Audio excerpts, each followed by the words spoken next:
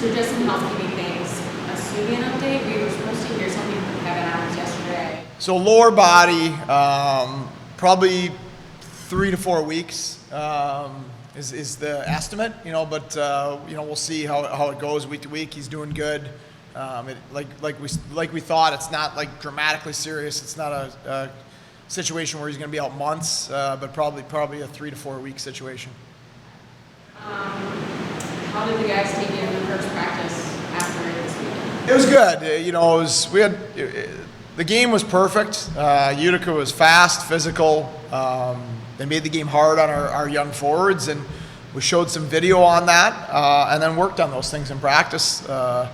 And the quicker, especially our rookie forwards, get up to speed with how hard the game is and how competitive you need to play, and the little time and space you have, the better our team will be. So obviously the defensive ads that we've had jumped the pace and the compete in practice.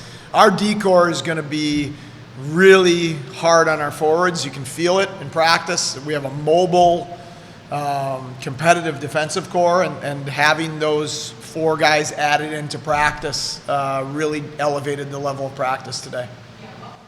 They bring to the lineup that we might not have seen on Sunday? Well, they're going to bring experience, number one, which we don't have a ton of. But all of the D that we've either acquired in the offseason or brought back are mobile, transitional, puck-moving defensemen. We thought that was an area of need organizationally in terms of guys that can go up to Buffalo, but also then here with us is we do want to be a fast, transition-based organization. And to be able to do that, you have to force your opponent into turnovers.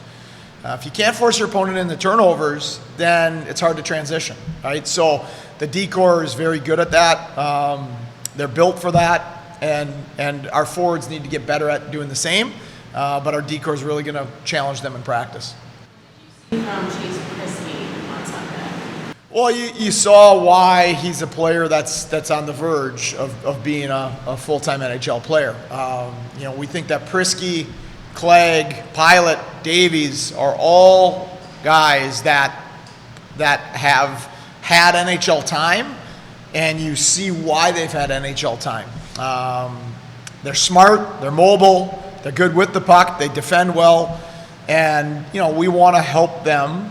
They're going to help us, and we want to help them with our coaching staff, and especially the work Mike Weber does. We want to help these guys continue to develop so they can become full-time NHL players. This might be a very generic question, but is this week a little bit different going into opening night? Like the season really starts on Friday now. Yeah, I think it's, camp for the American League, for the young players in the American League, the rookies, and then for the staff, like camp's long. You have prospects camp, which is a week. Then you have 2.5 weeks of NHL camp, and then you have another week or so of our camp. And what today felt like, it starts to feel more like a team. There's not 35 or 40 guys or 60 like at Buffalo's camp. And you can start becoming more of a team and start that process of forming an identity and building the culture and camaraderie that are critical. Because that's the real challenge. You want players invested in being Rochester Americans and putting that jersey on and playing for this organization, for each other, while at the same time motivated to try to climb to the NHL. But they have to be hand in hand, and you can't have guys here just daydreaming about being there. You need to be invested in being here, and that process started today. Speaking of climbing to the NHL, how rewarding is it to see Quinter and Turk make that opening night roster? Yeah, I texted the 5 last night. Quinter, JJ, Krebsy, Sammy, Fitzy. The 5 guys that have spent a lot of time or extensive time here with us in Rochester. Just to let them know how proud I was of them, congratulate them, and to tell them they better keep playing the right way. Otherwise, I'm going to have Webby drive over to Buffalo and give them a good cracking. So they got a kick out of that. Then they went back and forth, and they were listing the drills or the games that we do that they're excited not to have to do anymore.